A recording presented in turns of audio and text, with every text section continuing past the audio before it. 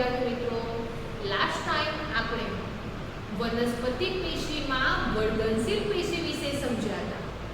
એટલે કે જે પેશીના કોષો વિભાજનશીલ હોય છે, એટલે કે વિભાજન ક્ષમતા ધરાવે છે અને નવા કોષોનું સર્જન કરે છે, એ પેશીને વર્ધનશીલ પેશી તરીકે ઓળખવામાં આવે છે. તો આમ વર્ધનશીલ પેશીના કોષો નવા કોષોનું સર્જન કરી શકે છે, જેથી કરીને મૂળ અને પ્રકાંડની વૃદ્ધિ થતી જોવા મળે છે. વનસ્પતિની લંબાઈમાં વધારો થતો જોવા મળે છે, ઉપરાંત પ્રકાંડના જે પરિઘીય વિસ્તાર છે એની પણ વૃદ્ધિ થતી જોવા મળે છે. આ ઉપરાંત વર્ધનશીલ પેશીના સ્થાનને આધારે આપણે 3 પ્રકાર સમજ્યા હતા: અગ્રસ્થ વર્ધનશીલ પેશી, આંતરવિષ્ટ વર્ધનશીલ પેશી અને ત્રીજા નંબરે પાર્શ્વસ્થ વર્ધનશીલ પેશી. જેમાં જે પણ કોષો છે એ કોષો વૃદ્ધિ પામે છે અને કોષો નવા કોષોનું સર્જન કરે છે અને કોષોની વૃદ્ધિ થવાને કારણે મૂળ પ્રકાંડની લંબાઈમાં વધારો થતો જોવા મળે છે, ઉપરાંત પ્રકાંડનો જે પરિઘીય વિસ્તાર છે તેની પણ વૃદ્ધિ થતી જોવા મળે છે.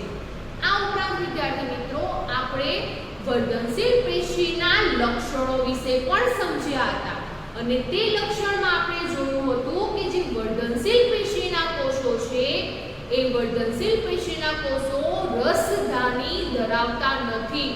એટલે કે વર્ધનશીલ પેશીના કોષોમાં રસધાનીનો અભાવ જોવા મળે છે.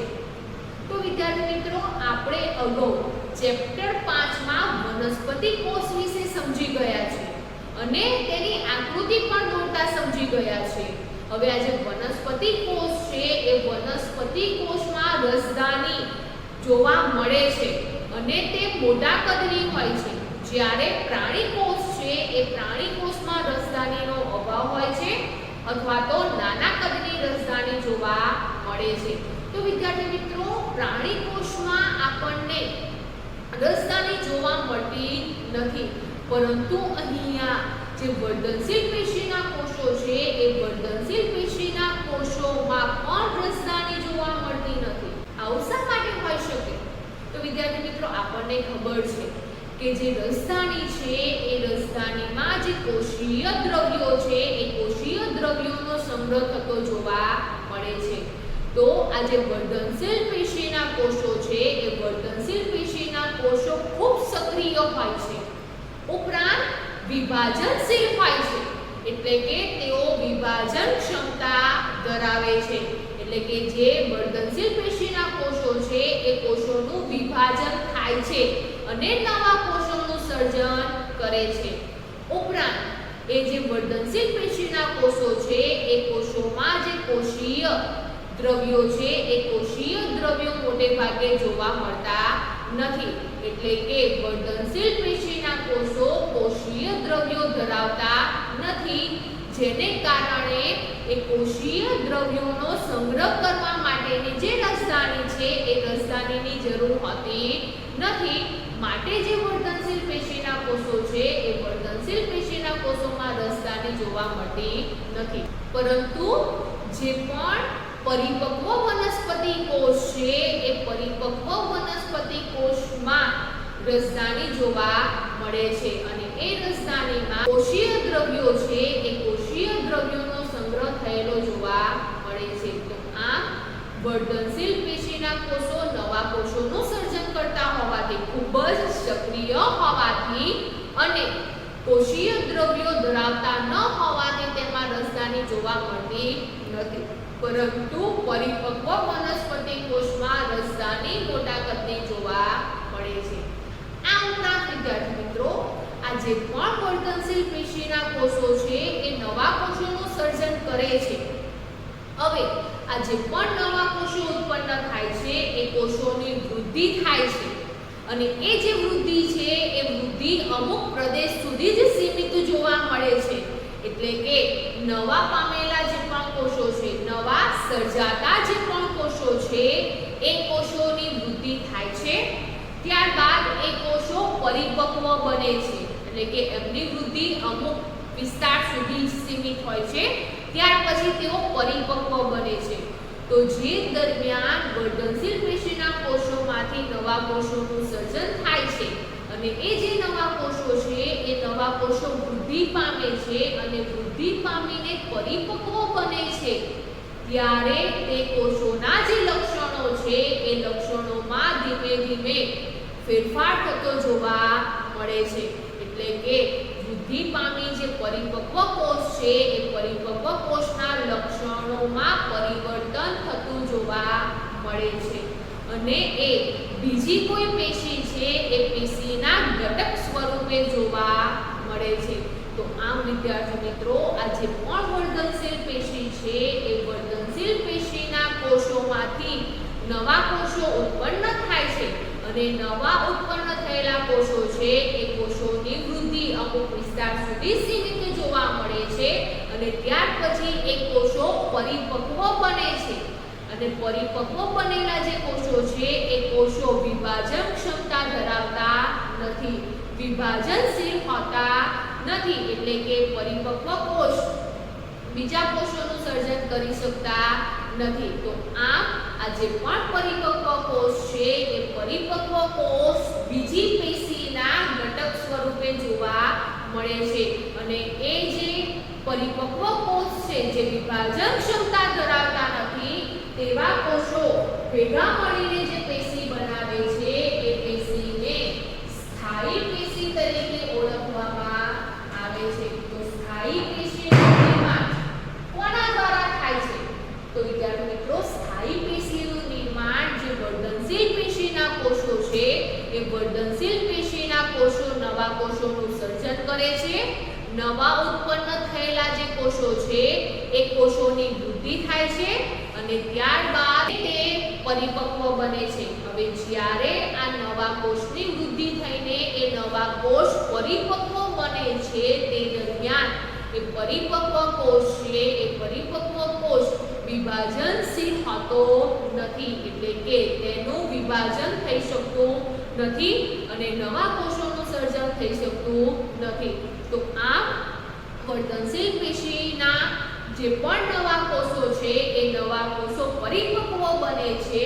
એ પરિપક્વ કોષો ભેગા મળીને જે પેશી બનાવે છે એ પેશીને સ્થાયી પેશી તરીકે ઓળખવામાં આવે છે. તો આ જે સ્થાયી પેશીના કોષો છે એ સ્થાયી પેશીના કોષો આપણને પરિપક્વ જોવા મળે છે, એટલે કે એ કોષો વિભાજન ક્ષમતા ધરાવતા નથી, એટલે કે નવા કોષોનું સર્જન કરી શકતા નથી. તો આ વર્ધનશીલ પેશીના કોષો નવા કોષોનું સર્જન કરી શકે છે, પરંતુ સ્થાયી પેશીના કોષો નવા કોષોનું સર્જન કરી શકતા નથી. તો આમ વનસ્પતિ પેશીમાં આપણને બે પેશી જોવા મળે છે, વર્ધનશીલ પેશી અને બીજા નંબરે છે સ્થાયી પેશી.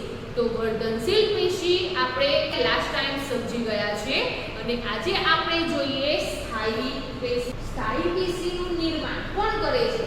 તો વર્ધનશીલ પેશીના કોષો દ્વારા સ્થાયી પેશીનું નિર્માણ થતું જોવા મળે છે. અને કેવી રીતે નિર્માણ થાય છે?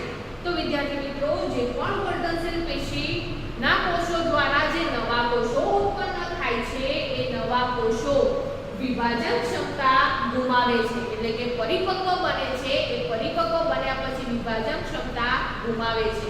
ત્યારબાદ તેઓ વિશિષ્ટ કાર્ય કરવા માટે સ્થાયી સ્વરૂપ પ્રાપ્ત કરે છે.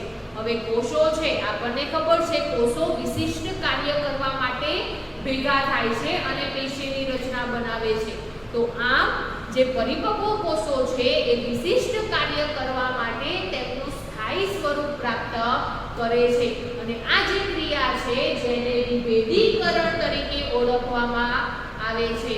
તો આમ આ જે કોષો છે એ કોષો વિભેદીકરણની પ્રક્રિયાથી વિભેદન પામે છે અને વિભેદન પામીને વિવિધ પ્રકારની સ્થાયી પેશીનું નિર્માણ કરે છે. તો સ્થાયી પેશીનું નિર્માણ વર્ધનશીલ પેશીના કોષો દ્વારા થતું જોવા મળે છે અને આ જે સ્થાયી પેશી છે એ સ્થાયી પેશી આપણને જુદા જુદા પ્રકારની જોવા મળે છે, એટલે કે સ્થાયી પેશીમાં જે કોષો છે એ કોષો આપણને જુદા જુદા પ્રકારના જોવા મળે છે, એક સરખા જોવા મળતા નથી. તે માટે જોઈએ આપણે આ આકૃતિ. આ આકૃતિ વનસ્પતિના પ્રકારનો છેદ છે. હવે આ જે પ્રકારનો છેદ છે એમાં એક છેદ પ્રકારનો આડો છેદ જોવા મળે છે અને બીજી તરફ પ્રકારનો ઊભો છેદ જોવા મળે છે. તો વિદ્યાર્થી મિત્રો અહીંયા બે પ્રકારના છેદ છે. પ્રકાર એક જ છે પરંતુ તેનો આડો છેદ લેવામાં આવ્યો છે અને બીજો ઊભો છેદ લેવામાં આવ્યો છે. તો બંનેમાં આપણે કોષો જોઈએ તો બંનેમાં કોષો આપણને કેવા જોવા મળે છે? તો એક સરખા પ્રકારના કોષો જોવા મળતા નથી. આપણને જુદા જુદા પ્રકારના કોષો જોવા મળે છે, જેથી કરીને એ જે જુદા જુદા પ્રકારના કોષો છે એ જુદી જુદા પ્રકારની સ્થાયી પેશીનું નિર્માણ કરે છે. તો વિદ્યાર્થી મિત્રો આ આકૃતિમાં જે પણ કોષો છે એ બધા જ કોષોની રચના આપણને સમાન જોવા મળતી નથી. કેમ? કારણ કે જે તે કોષ છે એ કોષનો કદ અને આકાર કેવા જોવા મળે છે? તો કદ અને આકાર આપણને જુદા જુદા જોવા મળે છે. એટલે કે આ આકૃતિમાં વિવિધ કદ અને આકારમાં ભિન્નતા ધરાવતા કોષો જોવા મળે છે.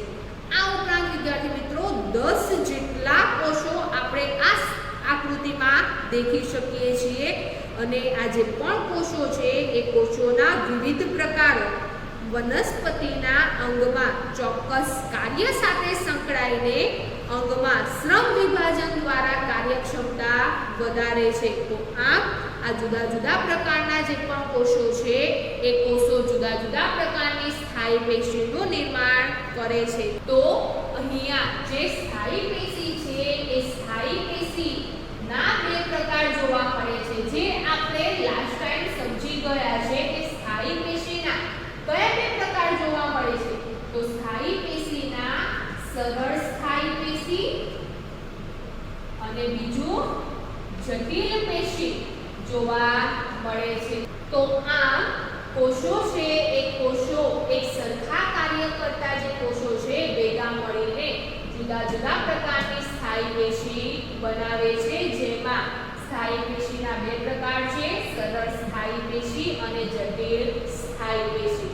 તો વિદ્યાર્થી મિત્રો આજે આપણે સરળ સ્થાયી પેશી વિશે સમજીશું.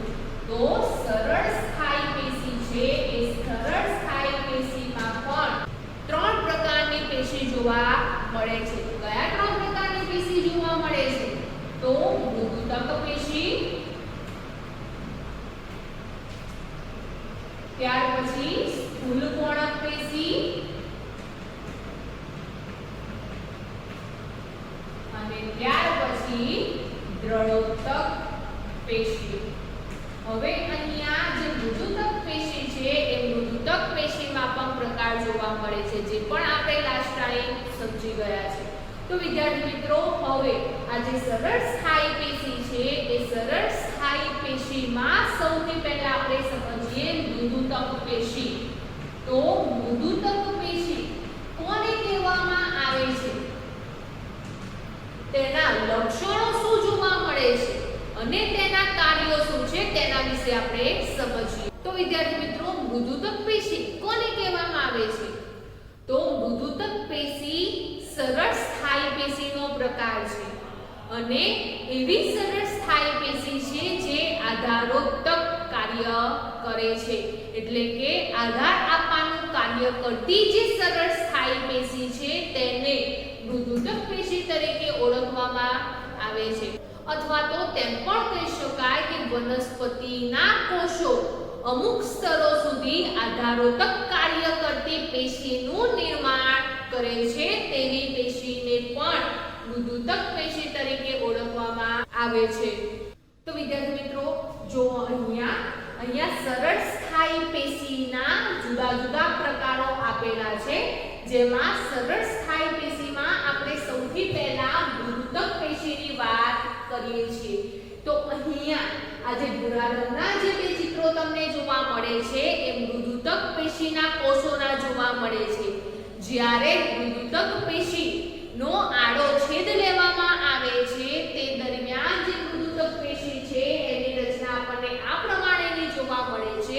અને એ કોષોનો જ્યારે ઊભો છેદ લેવામાં આવે છે ત્યારે તેની રચના આપણને આ પ્રમાણેની જોવા મળે છે. તો અહીંયા આ જે આકૃતિ છે એ મૃદુતક પેશીના આડા છેદની જોવા મળે છે અને અહીંયા આ જે આકૃતિ છે એ કેવો છે?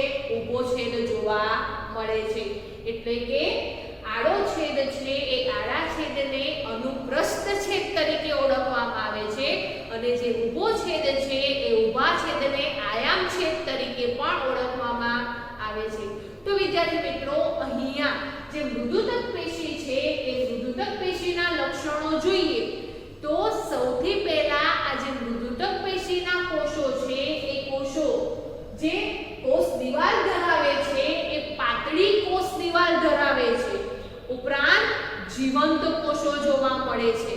તો મૃદુતક પેશીના કોષો જીવંત હોય છે, ઉપરાંત પાતળી કોષ દિવાલ ધરાવતા જોવા મળે છે. આ ઉપરાંત વિદ્યાર્થી મિત્રો, તમે અહીંયા આકૃતિમાં જુઓ એટલે કે આ જે આડો છેદ છે એ આડા છેદમાં તમે જુઓ તો તમને જે બે કોષો છે એ બે કોષો વચ્ચે તમને ખાલી જગ્યા જોવા મળે છે, એટલે કે ખાલી ભાગ જોવા મળે છે. એ ખાલી ભાગને આપણે શું કહીએ છીએ? તો એ ખાલી ભાગને આંતરકોષીય અવકાશ તરીકે ઓળખવામાં આવે છે. તો મૃદુતક પેશી છે એ મૃદુતક પેશીમાં આંતરકોષીય અવકાશ જોવા મળે છે. આ ઉપરાંત વિદ્યાર્થી મિત્રો, અહીંયા આડા છેદમાં આપણને જે તે કોષો છે એ કોષો કેવા આકારના જોવા મળે છે? તો મૃદુતક પેશીનો જે આડો છેદ છે એ આડા છેદમાં આપણને કોષો ગોળાકાર જોવા મળે છે, જ્યારે ઊભા છેદમાં કોષો આપણને લંબચોરસ જોવા મળે છે. આ ઉપરાંત વિદ્યાર્થી મિત્રો, આ જે મૃદુતક પેશી છે એ મૃદુતક પેશી ના કોષોમાં મોટી રસધાની જોવા મળે છે, એટલે કે મોટા કદની રસધાની જોવા મળે છે. હવે આ મૃદુતક પેશી સરળ સ્થાયી પેશી છે, એટલે કે સરળ સ્થાયી પેશીના જે પણ કોષો છે કેવા છે? પરિપક્વ કોષો છે. તો પરિપક્વ કોષોમાં રસધાની જોવા મળે છે. તો આમ મૃદુતક પેશીના કોષોમાં મોટા કદની રસધાની જોવા મળે છે. ત્યારબાદ વિદ્યાર્થી મિત્રો, આ જે પણ મૃદુતક પેશી છે એ મૃદુતક પેશીના પ્રકાર વિશે વાત કરીએ તો મૃદુતક પેશીમાં બે પ્રકાર જોવા મળે છે. એક હરિત કણોત્તક પેશી અને બીજા નંબરે છે વાયુતક પેશી. તો વિદ્યાર્થી મિત્રો, મૃદુતક પેશીના બે પ્રકાર જોવા મળે છે, હરિત કણોત્તક પેશી અને વાયુતક પેશી. તો હરિત કણોત્તક પેશી કોને કહેવામાં આવે છે? તો મૃદુતક પેશીના જે કોષોમાં હરિત દ્રવ્ય યુક્ત હરિત કણ જોવા મળે છે તેવા કોષોથી બનતી જે પેશી છે જેને હરિત કણોત્તક પેશી તરીકે ઓળખવામાં આવે છે. અહીંયા નામ છે હરિત કણોત્તક. તો નામમાં જ જવાબ આપેલો છે કે આ પેશીમાં હરિત કણ જોવા મળે છે, માટે આ મૃદુતક પેશીને હરિત કણોત્તક પેશી તરીકે ઓળખવામાં આવે છે. આ ઉપરાંત વિદ્યાર્થી મિત્રો, આ જે પણ હરિત કણોત્તક પેશી છે જેમાં હરિત કણ જોવા મળે છે, હવે આપણને ખબર છે કે જે તે લીલી વનસ્પતિ છે એ વનસ્પતિમાં લીલો રંગ સાને આભારી હોય છે. તો એ જે લીલો રંગ છે એ હરિત કણ એટલે કે જે હરિત દ્રવ્ય છે, ક્લોરોફિલ છે, તેને આધારે જોવા મળે છે. તો અહીંયા જે તે વનસ્પતિ છે એ વનસ્પતિ પ્રકાશ સંશ્લેષણની ક્રિયા કરે છે, પણ ક્યારે કરે છે? તો જે વનસ્પતિમાં હરિત કણ જોવા મળે છે તેવી વનસ્પતિ પ્રકાશ સંશ્લેષણની ક્રિયા કરે છે અને પોતાનો ખોરાક જાતે બનાવે છે, એટલે કે ખોરાકનું ઉત્પાદન કરે છે અને કાર્બોદિત પદાર્થો બનાવે છે. તો આમ મૃદુતક પેશીમાં જે હરિત કણોત્તક પેશી છે જેમાં હરિત કણ જોવા મળે છે, માટે તે પેશી પ્રકાશ સંશ્લેષણનું કાર્ય કરે છે અને પ્રકાશ સંશ્લેષણનું કાર્ય કરે છે જેથી કરીને ખોરાકનું ઉત્પાદન કરે છે. ત્યાર પછી વિદ્યાર્થી મિત્રો, બીજા નંબરે છે વાયુતક પેશી. તો વાયુતક પેશી કોને કહેવામાં આવે છે? તો જે જલીય વનસ્પતિ છે એટલે કે પાણીમાં વસતી જે વનસ્પતિઓ છે એ વનસ્પતિઓના કોષોમાં મોટા મોટા વાયુ કોટરો જોવા મળે છે, એટલે કે વિશાળ કદના હવા કોટરો અથવા તો વાયુ કોટરો જોવા મળે છે, એટલે કે હવા કે વાયુથી ભરેલો એવો ખાલી ભાગ જોવા મળે છે અને એવા કોષો ભેગા મળીને વાયુતક પેશીની રચના કરે છે। તો આમ વાયુતક પેશી છે એ જલીય વનસ્પતિઓમાં જોવા મળે છે અને આ જે વાયુતક પેશી છે એ શું કાર્ય કરે છે? તો વાયુતક પેશી જે જલીય વનસ્પતિઓ છે એ જલીય વનસ્પતિઓને તરવા માટે તારક બળ પૂરું પાડે છે, એટલે કે તારક ક્ષમતા આપે છે। તો આ વિદ્યાર્થી મિત્રો અહીંયા મૃદુતક પેશી ના બે છેદ વિશે આપણે જોયું। ઉપરાંત મૃદુતક પેશીના બે પ્રકાર હરિતકણોત્તક પેશી જેમાં હરિતકણ જોવા મળે છે અને બીજા નંબરે વાયુતક પેશી એટલે કે જલીય વનસ્પતિઓમાં વાયુ કોટરો જોવા મળે છે, એવા કોષો ભેગા મળીને વાયુતક પેશીની રચના કરે છે અને જેને કારણે આ જે પણ મૃદુતક પેશી છે એ મૃદુતક પેશી જુદા જુદા કાર્યો કરે છે। તો મૃદુતક પેશી કયા કયા કાર્યો કરે છે? તો મૃદુતક પેશીના જે કોષો છે એ કોષો સૌથી પહેલા હરિતકણ ધરાવતા હોવાથી પ્રકાશ સંશ્લેષણનું કાર્ય કરે છે, જેથી કરીને ખોરાકનું ઉત્પાદન કરે છે। બીજા નંબરે જે જલીય વનસ્પતિઓ છે એ જલીય વનસ્પતિઓને તારક બળ પૂરું પાડે છે, એટલે કે તરવા માટેનું જે બળ છે જેને તારક બળ તરીકે ઓળખવામાં આવે છે એ તારક બળની ક્ષમતા આપે છે। આ ઉપરાંત વિદ્યાર્થી મિત્રો જે મૃદુતક પેશીના કોષો છે એ ખોરાક, પાણી અને પોષક દ્રવ્યોનો સંગ્રહ કરવાનું પણ કાર્ય કરે છે। ઉપરાંત જે વનસ્પતિના જુદા જુદા અંગો છે એ અંગોનું આધારોતક રચે છે, એટલે કે અંગોને આધાર આપવાનું કાર્ય પણ કરે છે। ત્યારબાદ જીવરસના ઘટકોનું સંયોજન કરે છે। જીવરસ એટલે કે જે કોષરસ છે એ કોષરસના જે જુદા જુદા ઘટકો છે એ ઘટકોનું સંયોજન કરવાનું કાર્ય કોણ કરે છે? તો સંયોજન કરવાનું કાર્ય મૃદુતક પેશીના કોષો કરે છે અને તેવી જ રીતે મૃદુતક પેશી છે એ મૃદુતક પેશી જે બે પેશીઓ છે એટલે કે અન્ય જે પેશીઓ છે એ પેશીઓની વચ્ચે રહીને પૂરણ પેશી તરીકે આધાર આપવાનું કાર્ય કરે છે। બે પેશીની વચ્ચે જોવા મળે છે એટલે કે પૂરણ પેશી તરીકે ઓળખવામાં આવે છે। ઉપરાંત બે પેશીની વચ્ચે રહીને અન્ય પેશીઓને પણ આધાર આપવાનું કાર્ય કરે છે। ત્યાર પછી જોઈએ બીજા નંબરની સરળ સ્થાયી પેશી સ્થૂલકોણક પેશી। તો સ્થૂલકોણક પેશી કોને કહેવામાં આવે છે? તો વનસ્પતિના અંગોમાં નમ્યતાનો લક્ષણ ધરાવતી જે પેશી છે એ પેશીને સ્થૂલકોણક પેશી તરીકે ઓળખવામાં આવે છે। નમ્યતાનું લક્ષણ એટલે કે વનસ્પતિના જે અંગોમાં નમ્યતા એટલે કે નાજુકપણું જોવા મળતું હોય તેવા લક્ષણો ધરાવતી જે પેશી છે તેને સ્થૂલકોણક પેશી તરીકે ઓળખવામાં આવે છે। આ જે સ્થૂલકોણક પેશી છે એ સ્થૂલકોણક પેશી વનસ્પતિના જે હવાઈ અંગો છે, હવાઈ અંગો એટલે કે પ્રકાંડ અને જે પર્ણ છે એ પ્રકાંડ અને પર્ણમાં આપણને સ્થૂલકોણક પેશી જોવા મળે છે। પરંતુ વિદ્યાર્થી મિત્રો આ જે સ્થૂલકોણક પેશી છે એ વનસ્પતિના ભૂગર્ભીય અંગમાં જોવા મળતી નથી।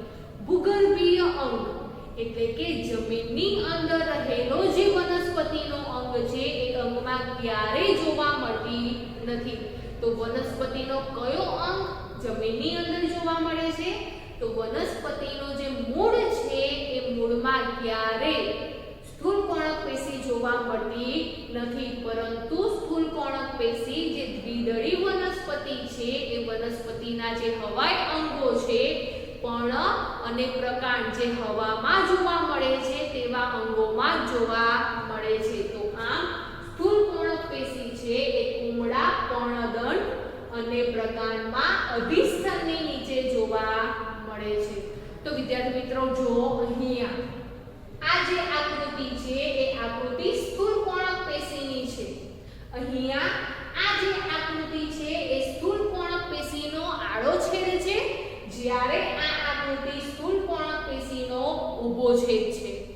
હવે વિદ્યાર્થી મિત્રો અહીંયા આકૃતિમાં આપણે સ્થૂળ પર્ણક પેશીના કોષો જોઈએ તો કેવા પ્રકારના જોવા મળે છે? તો સ્થૂળ પર્ણક પેશીના જે કોષો છે એ કોષો જીવંત જોવા મળે છે, ઉપરાંત તેમને જે કોષો છે એ કોષો આપણને કોણીય જોવા મળે છે. કોણીય એટલે કે આ કોષોમાં આપણને ખૂણા જેવી રચના જોવા મળે છે. તો જે કોષોમાં ખૂણા જેવી રચના જોવા મળે તેવા કોષોને કોણીય કોષો તરીકે ઓળખવામાં આવે છે. તો અહીંયા સ્થૂળ પર્ણક પેશીના કોષો આપણને જીવંત ઉપરાંત કોણીય જોવા મળે છે.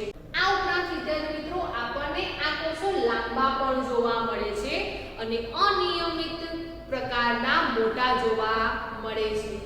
ત્યારબાદ આ જે આડા છેદની આપણે આકૃતિ જોઈએ તો અહીંયા આ જે સ્થૂળ પર્ણક પેશીનો કોષ છે એ કોષની જે પ્રાથમિક કોષ દિવાલ છે એટલે કે જે પ્રથમ નંબરની કોષ દિવાલ છે એ પ્રથમ નંબરની કોષ દિવાલનો જે ખૂણાવાળો ભાગ છે એ ખૂણાવાળા ભાગ પર જે પેક્ટિન છે એ પેક્ટિનનું સ્થૂલન જોવા મળે છે. તો વિદ્યાર્થી મિત્રો અહીંયા આ જે આકૃતિ છે એ આકૃતિમાં તમને જે લાલ રંગનો ભાગ દેખાય છે એ લાલ રંગનો ભાગ શું છે? તો આ લાલ રંગનો ભાગ તમને એ કોષના જે ખૂણાવાળો ભાગ છે ત્યાં જ જોવા મળે છે અને એ પેક્ટિનનું સ્થૂલન છે. તો સ્થૂળ કોણક પેશીમાં જે પ્રાથમિક કોષ દિવાલ છે એ પ્રાથમિક કોષ દિવાલનો જે ખૂણાવાળો ભાગ છે એ ખૂણાવાળા ભાગ ઉપર આપણને પેક્ટિનનું સ્થૂલન જોવા મળે છે. આ ઉપરાંત આ જે પણ કોષો છે એ બે કોષોની વચ્ચે જે આંતરકોષીય અવકાશ છે એ આંતરકોષીય અવકાશ આપણને નહિવત જોવા મળે છે એટલે કે ઓછો જોવા મળે છે. તો વિદ્યાર્થી મિત્રો અહીંયા આડા છેદમાં આપણે જોઈએ તો આંતરકોષીય અવકાશ જોવા મળતો નથી, પરંતુ ઊભા છેદમાં આપણે જોઈએ તો જે બે કોષો છે એ બે કોષોની વચ્ચે અહીંયા નાનો એવો ભાગ જોવા મળે છે જેને આંતરકોષીય અવકાશ તરીકે ઓળખવામાં આવે છે. તો આમ સ્થૂળ પર્ણક પેશી છે એ સ્થૂળ પર્ણક પેશીમાં જે આંતરકોષીય અવકાશ છે એ આંતરકોષીય અવકાશ આપણને ઓછો જોવા મળે છે. તો આમ સ્થૂળ પર્ણક પેશીના લક્ષણોની વાત કરીએ તો સ્થૂળ પર્ણક પેશીના કોષો જીવંત, લાંબા અને કોણીય બાજુએ એટલે કે ખૂણાવાળા જોવા મળે છે. ઉપરાંત અનિયમિત રીતે કેવા જોવા મળે છે? મોટા જોવા મળે છે. ત્યારબાદ આંતરકોષીય અવકાશ ઓછો જોવા મળે છે. પ્રાથમિક કોષ દિવાલ પર ખૂણાના ભાગે પેક્ટિનનું સ્થૂલન થયેલું જોવા મળે છે. ત્યારબાદ વિદ્યાર્થી મિત્રો આ જે પણ સ્થૂળ પર્ણક પેશી છે એ સ્થૂળ પર્ણક પેશી શું કાર્ય કરે છે? તો સ્થૂળ પર્ણક પેશી જે વનસ્પતિ છે એ વનસ્પતિના જે હવાઈ અંગો છે એટલે કે પ્રકાંડ અને પર્ણ છે તેવા અંગોમાં નમ્યતા આપવાનું કાર્ય કરે છે. ઉપરાંત સ્થિતિસ્થાપકતા પણ આપે છે. આ ઉપરાંત સ્થૂળ પર્ણક પેશી વનસ્પતિના જે દરેક અંગો છે એ દરેક અંગોને યાંત્રિક આધાર આપવાનું પણ કાર્ય કરે છે. તો આ વિદ્યાર્થી મિત્રો અહીંયા આપણે મૃદુતક પેશી અને સ્થૂળ પર્ણક પેશી બંનેની વચ્ચેનો જો તફાવત જોઈએ તો મૃદુતક પેશીના કોષો આપણને આડા છેદમાં કેવા જોવા મળે છે? ગોળાકાર જોવા મળે છે, જ્યારે સ્થૂળ પર્ણક પેશીના જે કોષો છે એ કોષો આપણને કોણીય જોવા મળે છે. આ ઉપરાંત આંતરકોષીય અવકાશ મૃદુતક પેશીમાં વધારે જોવા મળે છે, જ્યારે સ્થૂળ પર્ણક પેશીમાં કેવો જોવા મળે છે? ઓછો જોવા મળે છે. ત્યાર પછી સ્થૂળ પર્ણક પેશીમાં જે પ્રાથમિક કોષ દિવાલ છે એમાં પેક્ટિનનું સ્થૂલન થયેલું જોવા મળે છે, જ્યારે મૃદુતક પેશીમાં કોઈ પ્રકારનું સ્થૂલન જોવા મળતું નથી. ત્યારબાદ ત્રીજા નંબરની સરળ સ્થાયી પેશી સમજીએ તો ત્રીજા નંબરની સરળ સ્થાયી પેશી કઈ છે? તો ત્રીજા નંબરની સરળ સ્થાયી પેશી દ્રઢોતક પેશી છે. તો દ્રઢોતક પેશી કોને કહેવામાં આવે છે? તો વિદ્યાર્થી મિત્રો જે સરળ સ્થાયી પેશીમાં જે કોષો મૃત છે, એટલે કે સરળ સ્થાયી પેશીમાં રહેલા જે મૃત કોષોથી બનતી જે પેશી છે, જેને દ્રઢોતક પેશી તરીકે ઓળખવામાં આવે છે. આ જે દ્રઢોતક પેશી છે એ દ્રઢોતક પેશી ક્યાં જોવા મળે છે? તો વિદ્યાર્થી મિત્રો, દ્રઢોતક પેશી છે એ દ્રઢોતક પેશી પ્રકાંડમાં વાહિપુલની નજીક, પર્ણોની શિરાઓમાં, બીજ અને ફળોની જે કઠણ છાલ છે એ છાલમાં દ્રઢોતક પેશી જોવા મળે છે. એટલે કે વનસ્પતિના જે પ્રકાંડનો ભાગ છે એ પ્રકાંડમાં આ પેશી જોવા મળે છે. ઉપરાંત જે પર્ણ છે એ પર્ણમાં તમને નાની નાની શિરાઓ જોવા મળે છે. એ શિરાઓમાં પણ આ પ્રકારની પેશી જોવા મળે છે. ઉપરાંત જે વાહિપુલ છે એ વાહિપુલની નજીક પણ આપણને આ પેશી જોવા મળે છે.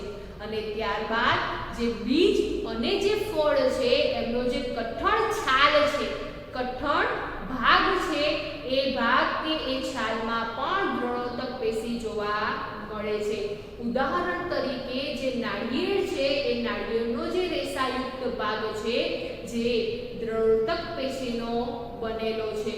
તો વિદ્યાર્થી મિત્રો, અહીંયા આ જે બંને ગુલાબી રંગની આકૃતિ જોવા મળે છે એ ગુલાબી રંગની આકૃતિ કઈ પેશીની છે? તો ત્રીજા નંબરની જે સરળ સ્થાયી પેશી છે દ્રઢોતક પેશી, તેની આકૃતિ જોવા મળે છે.